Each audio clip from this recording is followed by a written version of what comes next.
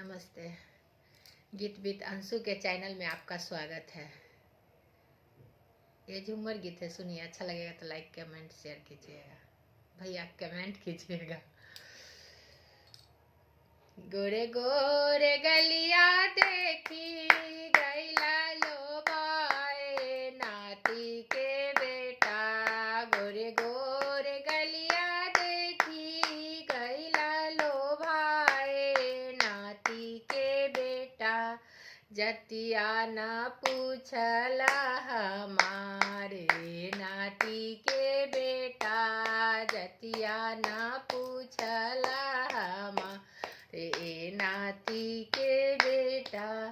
जतिया से बारी हमा मालिन बेटुई आए नाती के बेटा। अब फूला लोढ़ाना हमारे नाती के बेटा। अब फूला लोढ़ाना हमारे नाती के बेटा।